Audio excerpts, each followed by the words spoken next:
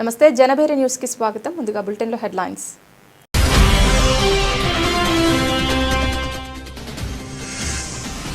కేంద్ర జలశక్తి మంత్రితో సీఎం చంద్రబాబు భేటీ. ఏపీ ప్రాజెక్టులపై కీలక చర్చ.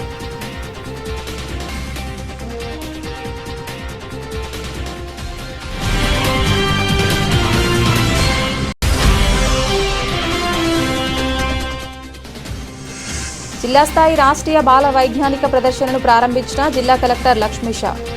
విద్యార్థుల్లో సృజనాత్మకత, ఆలోచన సామర్థ్యాన్ని పెంపొందించేందుకు ఉపయోగపడతాయని వెల్లడి.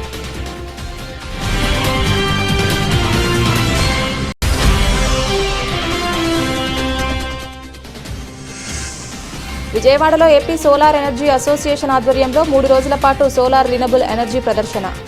పాల్గొన్న ఎమ్మెల్యే గద్దె రామ్మోహన్.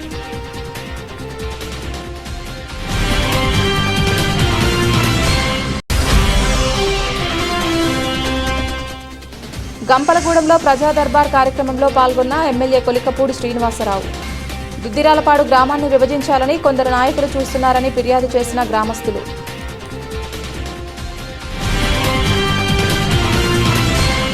బాల వైజ్ఞానిక ప్రదర్శనలతో విద్యార్థుల్లో శాస్త్రీయ దృక్పథం పెంపొందుతుందని, చిన్ననాటి నుంచే సామాజిక సమస్యలపై అవగాహన ఏర్పడి వాటికి శాస్త్రీయ పరిష్కారాలకు సంబంధించిన ఆవిష్కరణలకు వీలవుతుందని జిల్లా కలెక్టర్ లక్ష్మీషా అన్నారు. విద్యార్థుల్లో సృజనాత్మకత, సమస్య పరిష్కార ఆలోచన సామర్థ్యాన్ని పెంపొందించేందుకు ఇలాంటి ప్రదర్శనలు ఉపయోగపడతాయన్నారు. శుక్రవారం collector Lakshmisha Andhra Pradesh Kummari Shalivahana welfare and development corporation chairman P. Eshwar, విద్యాశాఖ అధికారులతో కలిసి గుణదలలోని ఓ హైస్కూల్లో జిల్లా స్థాయి రాష్ట్రీయ బాల వైజ్ఞానిక ప్రదర్శనను ప్రారంభించారు. Stem for Viksit and Atmanirbhar Bharat ఇతివృత్తంతో పాటు సుస్థిర వ్యవసాయం, వ్యర్థాల నిర్వహణ, హరిత ఇంధనం, భవిష్యత్తు సాంకేతికతలు, గణిత వినోదం, ఆరోగ్యం, జలవనరుల నిర్వహణ, సంరక్షణ ఉప ఇతివృత్తాలతో నిర్వహించిన కార్యక్రమంలో 169 ప్రాజెక్టులను విద్యార్థులు ప్రదర్శించారు.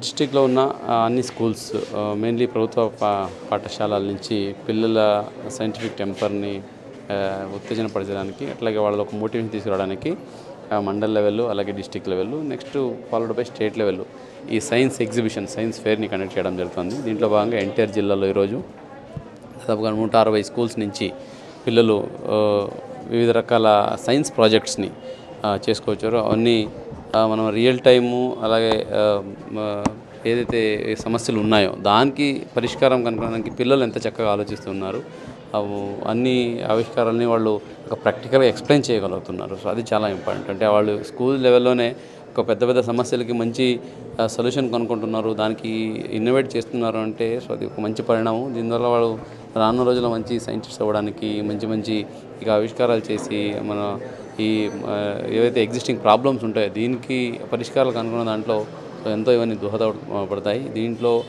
భాగస్వాములు అవుతున్న మన టీచర్స్ అందరికీ, అలాగే పిల్లలందరికీ అభినందనలు తెలియజేస్తున్నాను. ఎందుకంటే మనం ఎంత వాళ్ళని సైంటిఫిక్ డైరెక్షన్లో మనం ప్రమోట్ చేస్తామో, మోటివేట్ చేస్తామో అంత వాళ్ళు మంచి స్టూడెంట్గా, అలాగే మంచి సైంటిస్ట్గా, రానున్న రోజుల్లో మంచి పౌరుడిగా అవడానికి చాలా మంచి అవకాశాలు ఉంటాయి. ఇప్పుడు మీకు తెలిసే ఉంది, ఈ 2029 నాటికి ప్రతి ఇంటిపై సోలార్ ఏర్పాటు చేయాలనే లక్ష్యంతో రాష్ట్ర ప్రభుత్వం ముందుకు వెళ్తుందని తూర్పు నియోజకవర్గ ఎమ్మెల్యే గద్దె రామ్మోహన్ పేర్కొన్నారు. రాష్ట్రంలో విద్యుత్ సంస్కరణలు అమలు చేసింది సీఎం చంద్రబాబు అని, విద్యుత్ ఛార్జీల భారం తగ్గాలంటే ప్రతి ఒక్కరూ సోలార్ను ఏర్పాటు చేసుకోవాలని ఆయన సూచించారు. విజయవాడ నగరంలోని ఏ కన్వెన్షన్ సెంటర్లో ఆంధ్రప్రదేశ్ సోలార్ ఎనర్జీ అసోసియేషన్ ఆధ్వర్యంలో 3 రోజుల పాటు సోలార్ రినబుల్ ఎనర్జీ ప్రదర్శనను ఏర్పాటు చేశారు. ఈ ప్రదర్శనను తూర్పు నియోజకవర్గం శాసనసభ్యులు గద్దె రామ్మోహన్, నెడ్క్యాప్ మేనేజింగ్ డైరెక్టర్ కమలాకర్ బాబుతో కలిసి ప్రారంభించి అనంతరం జ్యోతి ప్రజ్వలన చేసి ప్రదర్శనను లాంఛనంగా ప్రారంభించారు. సుమారు 50 సోలార్ ఎనర్జీ కంపెనీలు తమ ఉత్పత్తులను ప్రదర్శించాయి. ప్రతి స్టాల్ను ఎమ్మెల్యే గద్దె రామ్మోహన్ పరిశీలించి సోలార్ ఎనర్జీ ఏ విధంగా పనిచేస్తుంది, వాటి ధరల వివరాలు నిర్వాహకులను అడిగి తెలుసుకున్నారు.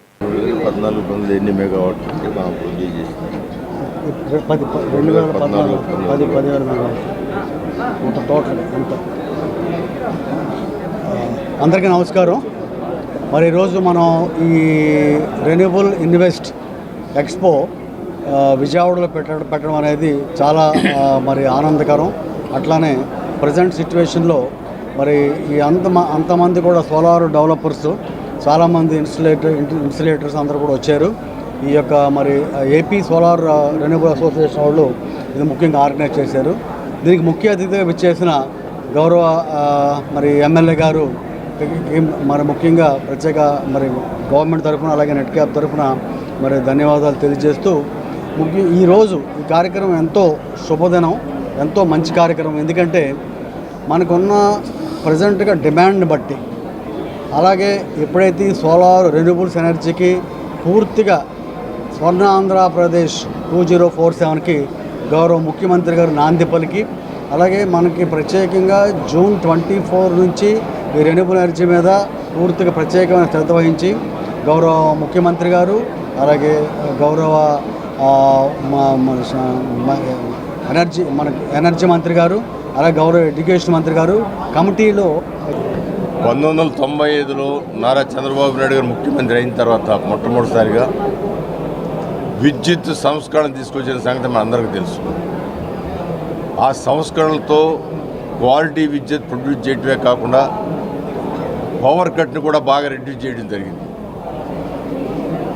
ఆ విధానంగా 9 సంవత్సరాల పాటు ఆయన థర్మల్ ప్లాంట్లు వీటన్నిటి కూడా ఎంకరేజ్ చేయడం జరిగింది, ప్రొడక్షన్ పెంచడం జరిగింది. తర్వాత 2014-19లో సోలార్ మీద అనేక రకాలుగా విశ్లేషణ చేసి సోలార్ విద్యుత్తు, అదేవిధంగా ఇతర రకాల విద్యుత్తులు కూడా 10,000 మెగావాట్లు తీసుకురావడం జరిగింది. సరే, 2019-24లో ఏమాత్రం ఈ ప్రొడక్షన్లో కొత్తగా వచ్చిందేమీ లేదు.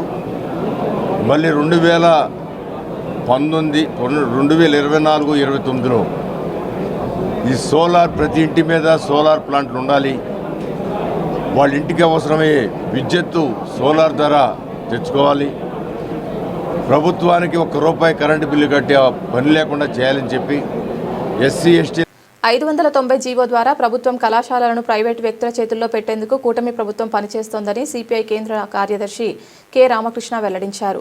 తప్పు చేస్తున్నారు కాబట్టే మంత్రి సత్యకుమార్ యాదవ్ జైలుకు పోతానంటున్నారని వ్యాఖ్యానించారు. ప్రభుత్వం నడపాల్సిన కళాశాలలను ప్రభుత్వమే నడపాలని, అలా జరిగే వరకు అన్ని రాజకీయ పార్టీలు, ప్రజా సంఘాలు కలుపుకొని పోరాటం చేస్తామని చెప్పారు. సిపిఐ కేంద్ర పార్టీ కార్యదర్శి కె రామకృష్ణ ఆధ్వర్యంలో దాసరి భవన్లో శుక్రవారం మీడియా సమావేశం నిర్వహించడం జరిగింది. ఈ సమావేశంలో ఆయన మాట్లాడుతూ కేంద్ర రాష్ట్ర ప్రభుత్వాలు కార్పొరేట్ సంస్థలకు ఊడిగం చేస్తున్నాయన్నారు. దేశ సంపదను అంబానీ, అదానీలకు కట్టబెడుతున్నారన్నారు. ప్రభుత్వ రంగ సంస్థలను ప్రైవేటీకరణ పేరుతో కార్పొరేట్ సంస్థలకు అప్పజెపుతున్నారన్నారు. గ్రామీణ ఉపాధి పథకానికి మహాత్మా గాంధీ పేరును తొలగించి వ్యవసాయ కూలీలు, చేతివృత్తుల వారి జీవనోపాధిని నిర్వీర్యం చేసే దిశగా చర్యలు చేపట్టారన్నారు. లేకపోతే ఒక మినిస్టర్ అట్లా మాట్లాడడం అనేది జరగదు. మామూలుగా ఏమంటే జగన్మోహన్ రెడ్డి వాళ్ళు జైలుకు పోతారు, మేము అధికారంలోకి వచ్చినట్ల అంటే నేనే జైలుకు ముందు పోతాను అన్నాడు ఆయన. అంటే నువ్వు తప్పు చేసావు కాబట్టి చెప్తా ఉన్నావు. నిజంగా జగన్మోహన్ రెడ్డి గారు ముఖ్యమంత్రిగా ఉన్నప్పుడు మన రాష్ట్ర ప్రభుత్వము మెడికల్ కౌన్సిల్ ఆఫ్ ఇండియా వాళ్ళ యొక్క పర్మిషన్ పొందింది ఏమంటే 17 మెడికల్ కళాశాలలు ప్రభుత్వ రంగ పరిధిలో మేము ఇక్కడ ఏర్పాటు చేస్తామని చెప్పి వాళ్ళు పర్మిషన్స్ పొందారు. వారు ఆ రకంగా పర్మిషన్స్ పొందారు కాబట్టి వారు గవర్నమెంటే ల్యాండ్ ఇచ్చింది, గవర్నమెంటే బిల్డింగ్స్ కన్స్ట్రక్షన్ చేస్తూ ఉంది, తర్వాత గవర్నమెంటే జీతాలు ఇస్తూ ఉంది, తర్వాత సెలెక్షన్ కూడా గవర్నమెంటే చేస్తుంది. పైగా అప్పుడు జగన్మోహన్ రెడ్డి గారు జీవో నెంబర్ 107, 108 ఇస్తే దాన్ని అందరం కూడా తప్పుపట్టాం. తెలుగుదేశం పార్టీ కూడా తప్పుపట్టింది. లోకేష్ గారు కూడా మేము వస్తే ఆ జీవోలు రద్దు చేస్తామని చెప్పాడు. కానీ ఇవాళ మీరు ఏం చేస్తూ ఉన్నారు? జీవో నెంబర్ 107, 188 తీసేశారు. ఇప్పుడు మీరేం చేస్తున్నారంటే జీవో నెంబర్ 590 ఇచ్చి మొత్తం మెడికల్ కళాశాలలన్నీ కూడా ప్రైవేట్కి అప్పచెప్తూ ఉన్నారు. ఎక్కడైనా భారతదేశంలో గవర్నమెంటే ల్యాండ్ ఇచ్చి, గవర్నమెంటే కన్స్ట్రక్షన్ చేసి, పైగా గవర్నమెంటే జీతాలు ఇచ్చి 2 ఏళ్ల పాటు జీతాలు కూడా గవర్నమెంటే ఇస్తుందట. ప్రైవేట్ వాళ్ళకి ఇట్లా ఎక్కడైనా ఇచ్చారేమో మరి చెప్పమని అడుగుతూ ఉన్నాం. గవర్నమెంట్ ఏ రాష్ట్రంలోనే, ఈవెన్ బీజేపీ అధికారంలో ఉండే రాష్ట్రాల్లోనైనా ఆ రకంగా ఎక్కడైనా ఇచ్చింటే పోయి స్టడీ చేద్దాం, తప్పేం లేదు.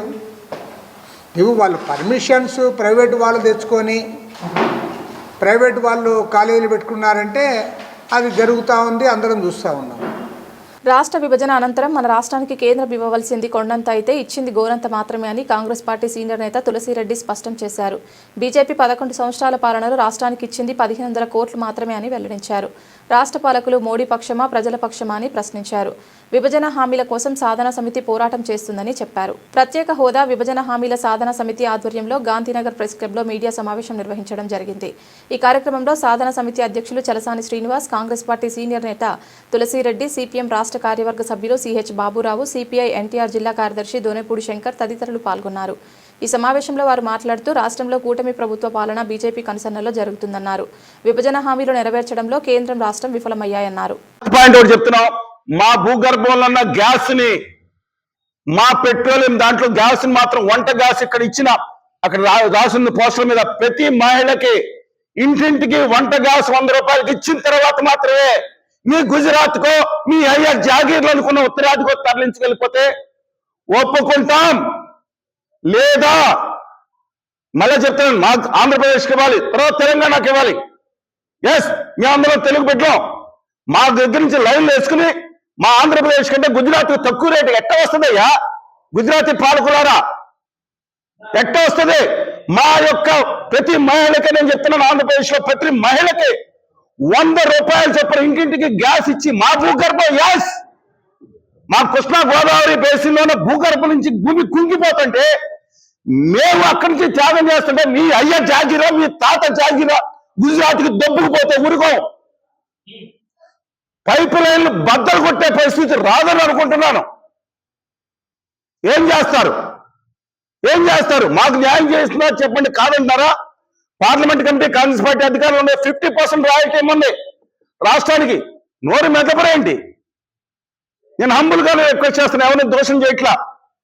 మీకు కనుక ఆంధ్రప్రదేశ్ పట్ల కనీసం ఒక బాధ్యత ఉంటే దీని మీద వర్కౌట్ చేయండి. తాకట్టు పెడుతున్నారు రాష్ట్రాన్ని తీసుకెళ్లి ఆదాని గారి అండ్ కంపెనీ దగ్గర. అందువల్ల వచ్చే నెల నుంచి ఏదైతే ఉద్యమం డేట్ తర్వాత అనౌన్స్ చేస్తారు, గట్టి ఉద్యమం సాగుతుంది. ఉద్యోగ సంఘాలు ప్రత్యేక హోదా ముగిసిన అధ్యాయమని బీజేపీ చెప్తా ఉంది. ప్రభుత్వాలు మారొచ్చు, సంవత్సరాలు గడవచ్చు, కానీ హోదా ఆంధ్రప్రదేశ్ ప్రజల హక్కు. విభజన చట్టం హామీలు మోడీ బీజేపీ పాలకుల యొక్క దాదాక్షిణ్యం కాదు, ఆంధ్రప్రదేశ్ ప్రజలకి చట్టబద్ధమైన హక్కు. అందుకే ఈ అధ్యాయం ముగియదు. వీటిని సాధించుకునే వరకు ఆంధ్రప్రదేశ్ ప్రజలు పోరాడుతూనే ఉంటారు. అందుకే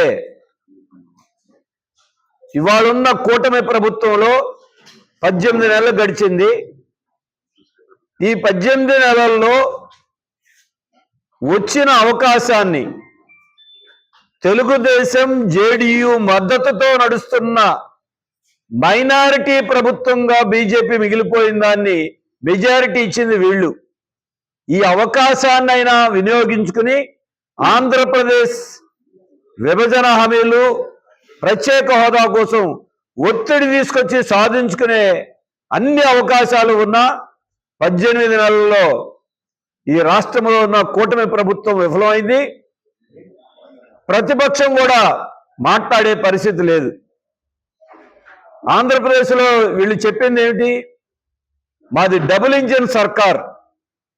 డబుల్ ఇంజినే కాదు, త్రిబుల్ ఇంజిన్, జనసేన ఇంజిన్ కూడా ఉంది. కానీ ఈ 3 ఇంజిన్లు ఉత్త ఇంజిన్లేనని 18 నెలల్లో అర్థమైపోయింది. ఆంధ్రప్రదేశ్ ముందుకు సాగాలంటే 2 ఇంజిన్లు ప్రధానమైనవి. అది ఒక ప్రత్యేక హోదా, విభజన హామీలు. ఈ 2 ఇంజిన్లతో నడిస్తే ఆంధ్రప్రదేశ్ ముందుకు వెళ్తుంది. కానీ ఉత్త ఇంజిన్లు ఆంధ్రప్రదేశ్కి టీడీపీ, బీజేపీ, జనసేన ఈ 3 ఇంజిన్లు ఉన్న ఎందుకు పనికిరాని ఇంజిన్లాగా. వైఎస్ జగన్మోహన్ రెడ్డి హయాంలో రాష్ట్రంలోని పరిపాలన ప్రజాస్వామ్య వ్యతిరేకంగా సాగడంతో పాటు అవినీతిమయంగా మారిందని, అందుకే రాష్ట్ర ప్రజలు వైసీపీని 11 సీట్లకే పరిమితం చేశారన్న విషయం గుర్తుంచుకొని ఎన్టీఆర్ జిల్లా వైసీపీ అధ్యక్షులు దేవినేని అవినాష్ మాట్లాడాలని విజయవాడ పార్లమెంటు నియోజకవర్గ కార్యదర్శి కొట్టేటి హనుమంతరావు అన్నారు. కూటమి పాలన ప్రజాస్వామ్య వ్యతిరేక పాలన సాగిస్తోందని, సీఎం చంద్రబాబు పరిపాలన ఎలా చేయాలో వైఎస్ జగన్ చూసి నేర్చుకోవాలంటూ ఎన్టీఆర్ జిల్లా వైసీపీ అధ్యక్షుడు దేవినేని అవినాష్ చేసిన అనుచిత వ్యాఖ్యలను ఖండిస్తూ కొట్టేటి హనుమంతరావు శుక్రవారం గురునానక్ కాలనీలోని ఎంపీ కేశినేని శివనాథ్ కార్యాలయంలో మీడియా సమావేశం నిర్వహించారు. మరి ప్రజల యొక్క మనోభావాలన్నిటి కూడా పూర్తిగా వ్యతిరేకం చేశారు. ప్రశ్నిస్తే కేసులు పెట్టారు, ప్రశ్నిస్తే దౌర్జన్యాలు చేశారు, ప్రశ్నిస్తే టైర్ల కింద తొక్కారు మహిళల్ని, ప్రశ్నిస్తే మహిళల్ని మానభంగం చేయించేవాళ్ళు, ప్రశ్నిస్తే హత్యలు చేసేవాళ్ళు. ఇదా జగన్మోహన్ రెడ్డి పాలన. ఈ పాలనలన్నిటి కూడా నారా చంద్రబాబు నాయుడు గారు ఈ రాష్ట్రంలో ముఖ్యమంత్రిగా చేపట్టిన తర్వాత గత ప్రభుత్వాలు జగన్మోహన్ రెడ్డి చేసిన అవినీతులన్నీ, అక్రమాలు కానీ ఆర్థిక రంగం పూర్తిగా దెబ్బతినడం అవన్నీ గాడిలో పెట్టడమే చంద్రబాబు నాయుడు గారు చేసిన పని. అవన్నీ ఉన్నప్పటికీ కూడా ఈ రాష్ట్రంలోని సంక్షేమం ఒక పక్కన, అభివృద్ధి ఒక పక్కన. ప్రజలు కోరుకున్నారు ఈ రాష్ట్రం బాగుపడాలంటే నారా చంద్రబాబు నాయుడు గారికి కావాలని. ఈ రాష్ట్ర ప్రజల ఆంక్ష మేరకు రాష్ట్ర ప్రభుత్వం ముఖ్యమంత్రిగా ఆయన చంద్రబాబు నాయుడు గారు ఇవాళ పరిపాలన సాగిస్తున్నారు. ఇవాళ రాష్ట్రంలో మరి పెట్టుబడిదారులు కొల్లాలుగా వస్తున్నారు. ఇవాళ ఈ రాష్ట్ర ఖజానాన్ని నింపడానికి ఈ రాష్ట్రంలో పరిశ్రమలు వస్తే ఉద్యోగాలు వస్తాయి, సామాన్యులు బతికే అవకాశాలు ఎన్నో ఉన్నాయి. మరి గత వైఎస్ఆర్ ప్రభుత్వంలో మరి ఏనాడైనా సరే ఈ యొక్క పెట్టుబడిదారులు వచ్చారా అని ప్రశ్నిస్తున్నా. నువ్వేంటయ్యా నువ్వు మాట్లాడేది? కూటమి పాలన జగన్మోహన్ రెడ్డిని చూసి నేర్చుకోవాలా? ఏం నేర్చుకోవాలి? నీకు తెలుగుదేశం పార్టీ పెట్టిన భిక్ష, నీకు రాష్ట్రంలో తెలుగు యువత అధ్యక్ష పదవి ఇస్తే ఈ రాష్ట్రంలో దాన్ని నిర్వీర్యం చేశావు. ఇవాళ జగన్మోహన్ రెడ్డి కనుసంధానంలో పనిచేస్తూ నారా చంద్రబాబు నాయుడు గారి పైన, కూటమి పాలన మీద, అభివృద్ధి మీద ఏదో అవాకులు చవాకులు పేలాలని చెప్పేసి నువ్వు పత్రికా ప్రెస్ మీట్లు పెట్టి విష ప్రచారం చేస్తున్నా తప్ప ఇవాళ ప్రజలు నిన్ను నమ్మే పరిస్థితులు లేరు. మీరు జగన్మోహన్ రెడ్డిని కూడా నమ్మే పరిస్థితుల్లో లేరు. నారా చంద్రబాబు గారి విజన్ నడుస్తుంది. ఇవాళ ప్రజల ఆంక్షల మేరకు ఇవాళ పరిపాలన సాగుతుంది. ఇవాళ రాష్ట్రంలో హైవే రోడ్లు కానీ, ప్రాజెక్టులు కానీ, మరి నదుల అనుసంధానాలు కానీ, ఇవాళ పరిశ్రమలు రావడానికి కానీ, పెట్టుబడులు పెట్టి వ్యవస్థ దిగ్జంజలు రప్పించడంలో కానీ, మరి విదేశాల నుంచి మనకు రావాల్సిన పారిశ్రామిక పెట్టుబడులు అందరిని కూడా పిలిపించి సమావేశాలు పెట్టి ఇవాళ ఏర్పాటు చేస్తుంది. ఇవాళ ఆంధ్రప్రదేశ్ రాష్ట్రాన్ని భారతదేశంలో అన్ని రాష్ట్రాల కన్నా ఆంధ్రప్రదేశ్ ముందంజంలో ఉందని చెప్పేసి సాక్షాత్తు దేశ ప్రధాని నరేంద్ర మోడీ ఇవాళ చంద్రబాబు నాయుడిని, నారా లోకేష్ గారిని మెచ్చుకున్న పరిస్థితి. ఇవాళ నువ్వు నారా లోకేష్ గారిని, చంద్రబాబు నాయుడు గారిని విమర్శించే స్థాయా? నీకు అర్హత ఉందా? అవినాష్ గారు మాట్లాడేటప్పుడు నిజాలు మాట్లాడండి. ఏదో ప్రెస్ మీట్ ఉంది కదా చెప్పేసి ఏదో తప్పుడు మాట్లాడేసి విషబ్జల్లు మాట్లాడబాకండి. ప్రజలు మిమ్మల్ని నమ్మే పరిస్థితులు లేరు. ఇవాళ రాష్ట్ర ప్రజలందరూ కూడా మిమ్మల్ని పంపించారు. ఇవాళ 11 సీట్లుగా పరిమితం చేశారు మిమ్మల్ని. అది ఇంకా సిగ్గు లేకుండా మీరు మాట్లాడుతున్నారు. ఇవాళ ఏదో జగన్మోహన్ రెడ్డి గారు ప్రాబల్యం కోసమో లేదా ఆయన మెప్పు కోసమో మీరు చంద్రబాబు నాయుడు గారి మీద, నారా లోకేష్ గారి మీద విషబ్జల్లు జరిపితే ప్రజలు నమ్మే పరిస్థితులు లేరు. గతంలో ధ్యానం యొక్క గొప్పదనాన్ని ప్రపంచ దేశాలు గుర్తించడం వల్లే డిసెంబర్ 21 ప్రపంచ ధ్యాన దినోత్సవం ఆవిర్భవించిందని విజయవాడ పిరమిడ్ స్పిరిచువల్ సొసైటీ వ్యవస్థాపక అధ్యక్షులు జక్క రాఘవరావు వెల్లడించారు. ఐక్యరాజ్య సమితిలో ప్రతిపాదించిన ఘనత మన ప్రధాని నరేంద్ర మోడీకే దక్కుతుందని స్పష్టం చేశారు. ఆదివారం బీఆర్టీఎస్ రోడ్లో పెద్ద ఎత్తున ధ్యాన సాధన అవగాహన కార్యక్రమాన్ని నిర్వహిస్తున్నామని చెప్పారు. విజయవాడ స్పిరిచువల్ సొసైటీ ఆధ్వర్యంలో శుక్రవారం ప్రెస్ క్లబ్లో మీడియా సమావేశం నిర్వహించడం జరిగింది. ఈ సమావేశంలో సొసైటీ వ్యవస్థాపక అధ్యక్షులు జక్క రాఘవరావు, జిల్లా ప్రెసిడెంట్ కొవ్వూరి చెన్నకేశవరావు, సెక్రటరీ వాణి తదితరులు పాల్గొని మాట్లాడుతూ విశ్వవ్యాప్తంగా పిరమిడ్ ధ్యాన కేంద్రాలను ధ్యాన సాధన గురువు పత్రిజీ స్థాపించి ఉచితంగా ధ్యానం నేర్పిస్తున్నారన్నారు. ధ్యానం గొప్పతనాన్ని గుర్తించిన ప్రధాని నరేంద్ర మోడీ ఐక్యరాజ్య సమితిలో ప్రతిపాదించిన నేపథ్యంలో 175 దేశాలు ఆమోదించి డిసెంబర్ 21ని ప్రపంచ ధ్యాన దినోత్సవంగా జరుపుకుంటున్నామన్నారు. పిరమిడ్ స్పిరిచువల్ సొసైటీస్ మూవ్మెంట్ వ్యవస్థాపకులు బ్రహ్మజీ పితామహ పత్రిజీ గారి యొక్క లక్ష్యం ఏమిటంటే ధ్యాన జగత్తు, శాఖాహార జగత్తు, పిరమిడ్ జగత్తు. ప్రపంచంలో ఉన్నటువంటి ప్రతి వ్యక్తి కూడా శాఖాహారిగా మారి ధ్యానం చేయడం ద్వారా వాళ్ళ వాస్తవాలు వాళ్ళు జీవించగలిగినట్లయితే ప్రతి మనిషికి కూడా ఆరోగ్యం, ఆనందకరమైన జీవితం వస్తాయని చెప్పని వెలుగెత్తి తాగుతున్నారు గత 40 సంవత్సరాల నుంచి. ఆయన ధ్యేయమైనటువంటి ధ్యాన జగత్తు లక్ష్యంలో ఒక భాగంగానే కూడా ఐక్యరాజ్య సమితి వాళ్ళు ప్రతి సంవత్సరం డిసెంబర్ 21వ తారీఖున వరల్డ్ మెడిటేషన్ డే కింద డిక్లేర్ చేశారంటే గురువుల యొక్క దివ్య దృష్టి ఏ విధంగా ఉంటుందో మనకు అర్థమవుతుంది. దీన్ని పురస్కరించుకుని విజయవాడ పట్టణంలో విజయవాడ పిరమిడ్ స్పిరిచువల్ సొసైటీ ఆధ్వర్యంలో రేపు 21వ తారీఖు ఉదయం 6 గంటల నుంచి 8 గంటల వరకు కూడా బిఎస్ఆర్టీసీ రోడ్లో శారదా కాలేజీ ప్రాంగణం ఎదురుకుండా ఒక పబ్లిక్ ప్రోగ్రామ్ అని కండక్ట్ చేస్తున్నాం. ఆసక్తి కలిగినటువంటి మిత్రులు అందరూ కూడా దీనిలో పార్టిసిపేట్ చేసి ధ్యానం నేర్చుకోవడం ద్వారా మన జీవితాన్ని ధన్యం చేసుకోవాలని కోరుకుంటున్నాం. So thank you. మా గురువుగారు బ్రహ్మర్షి పితామహ పత్రిజీ గారు మరి ధ్యానం అనే కాన్సెప్ట్ని గురించి ఎంతో కృషి చేస్తూ ధ్యానం మీద శాకాహారం మీద 40 సంవత్సరాలుగా కృషి చేస్తున్నారు. ప్రజలందరికీ కూడా మరి ఉచితంగా ఆరోగ్యము, మనశ్శాంతి, వారి కుటుంబ సమస్యలు తీర్చుకోవటం, ఏదైనా కానీ సరియైన జీవన విధానం ఎలా జీవించాలి అనే దాని మీద ఆయన విశేషమైనటువంటి రీసెర్చ్ చేసి ధ్యాన సాధన ద్వారా ఈ ప్రపంచానికి ధ్యానం అనే కాన్సెప్ట్ని అందించడం జరిగింది. మరి ఇది గౌతమ బుద్ధుడు ఏనాడో పాడి భాషలో ఆనాపానసతి అని పేరు పెట్టారు. ఇప్పుడు ప్రస్తుతం దీన్ని మరి బ్రహ్మర్షి పితామహ పత్రిజీ ధ్యానం అంటే శ్వాస మీద ధ్యాస అనే కాన్సెప్ట్తో మరి ప్రపంచంలో విస్తారంగా ఎన్నో ధ్యాన కేంద్రాలు ఏర్పాటు చేసి లక్షలాది మందికి ధ్యానం నేర్పించి వాళ్ళందరూ వాళ్ళ జీవితాలని చక్కదిద్దిన విధంగా ఎంతో కృషి చేశారు. మరి ఆయన చేసినటువంటి కృషి తర్వాత మా ధ్యాన మిత్రులందరూ వేలాది మంది, లక్షలాది మంది శాఖాహార ర్యాలీలు చేస్తూ, ధ్యాన ప్రచారం చేస్తూ, ఇంటింటా ప్రచారాలు చేస్తూ, పిరమిడ్లు కట్టి ఆ విధంగా ప్రజలందరి యొక్క బాగోగుల కోసమే మేము ఈ పని చేస్తున్నాము. మరి స్వామి కార్యము స్వకార్యము అన్నట్టుగా మరి 10 మందికి మన కోసం పనిచేస్తే, 10 మంది కోసం పనిచేస్తే మనకి పుణ్యము, ఫలము ఇవన్నీ కూడా అన్నీ ఉంటాయని చెప్పే ఉద్దేశంతో మేము కూడా మా గురువు యొక్క మార్గాన్ని అనుసరిస్తూ మరి అందరికీ కూడా విస్తారంగా ఈ ప్రచారం చేస్తూ వస్తున్నాము. మరి ఇంత కృషి చేస్తున్నప్పుడు ఏ విధంగా కానివ్వండి, ఇంత కృషి మరి మహానుభావుల యొక్క కృషి ఫలితంగా కానివ్వండి, ఇంకా అనేక ఆధ్యాత్మిక సంస్థలు కూడా ఈ ధ్యానం గురించి ప్రచారం చేస్తున్నాయి. మరి దానిలో భాగంగా మన గౌరవ ప్రధానమంత్రి గారు నరేంద్ర మోడీ గారు మరి వారు కూడా ఈ యొక్క ధ్యానాన్ని గుర్తించి ఐక్యరాజ్య సమితిలో బిల్లు పెడతం ద్వారా సుమారు 190 దేశాలకి మరి యొక్క వాళ్ళందరూ. గంపలగూడెంలో ప్రజా దర్బార్ కార్యక్రమంలో పాల్గొన్న ఎమ్మెల్యే కొలికపూడి శ్రీనివాసరావు దుద్దిరాలపాడు గ్రామాన్ని విభజించాలని కొందరు నాయకులు చూస్తున్నారని, ప్రజా దర్బార్లో ఫిర్యాదు చేసిన గ్రామస్తులు కొందరు టీడీపీ నాయకులు అధికారులను బెదిరిస్తున్నారని చెప్పిన ప్రజలు మానకొండ రామకృష్ణ వెలుగు కార్యాలయానికి వెళ్లి ఎస్సీ అధికారిపై దాడి చేశారని ఈరోజు తెలిసింది. 48 గంటల్లో ఎస్సీ అధికారి కార్యాలయానికి వెళ్లి క్షమాపణ చెప్పాలని, లేదంటే ఏం చేయాలో చూద్దామన్న ఎమ్మెల్యే కొలికపూడి వెలుగు అధికారిపై దాడి చేసిన ఆయనకి ఎవరికీ చెప్పుకోలేని పరిస్థితి ఉందన్నారు. ప్రభుత్వం అదే అమలు చేస్తుంది.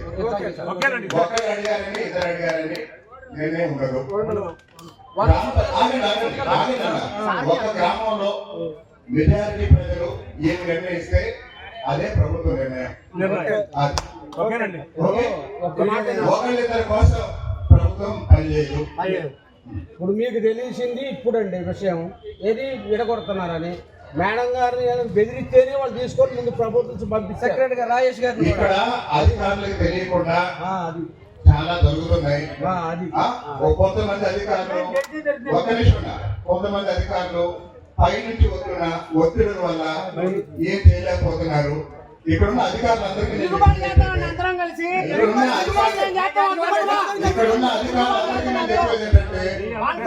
ఎవరు దేనికి భయపడద్దు, ఎవరు దేనికి భయపడదు. మీ డ్యూటీ మీరు చేయండి.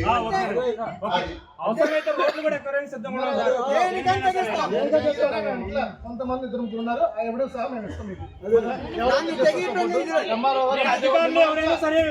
కొంతమంది ఈ పని మీరు చేసుకుంటే నేను చెప్తున్నా వాళ్ళు చెప్తాను.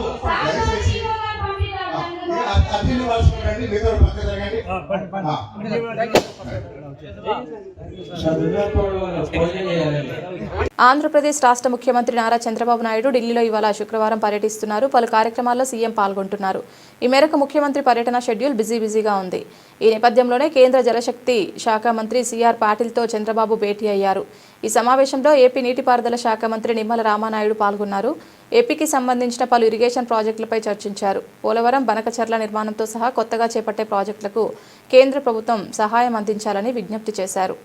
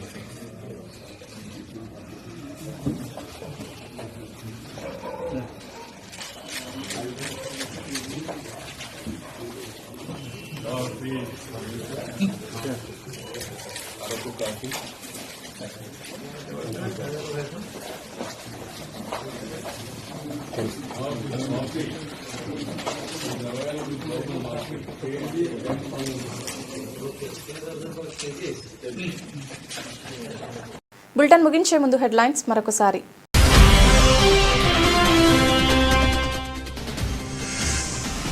కేంద్ర జలశక్తి మంత్రితో సీఎం చంద్రబాబు భేటీ.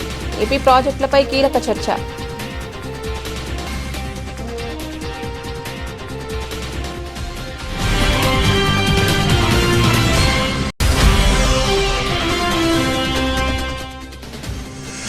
జిల్లా స్థాయి రాష్ట్రీయ బాల వైజ్ఞానిక ప్రదర్శనను ప్రారంభించిన జిల్లా కలెక్టర్ లక్ష్మీషా.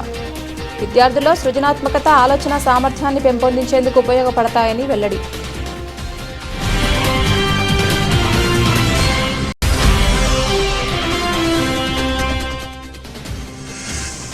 విజయవాడలో ఏపీ సోలార్ ఎనర్జీ అసోసియేషన్ ఆధ్వర్యంలో 3 రోజుల పాటు సోలార్ రినబుల్ ఎనర్జీ ప్రదర్శన. పాల్గొన్న ఎమ్మెల్యే గద్దె రామ్మోహన్.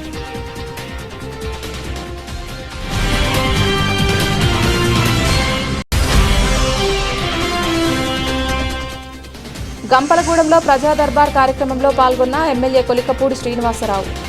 దుద్దిరాలపాడు గ్రామాన్ని విభజించాలని కొందరు నాయకులు చూస్తున్నారని ఫిర్యాదు చేసిన గ్రామస్తులు.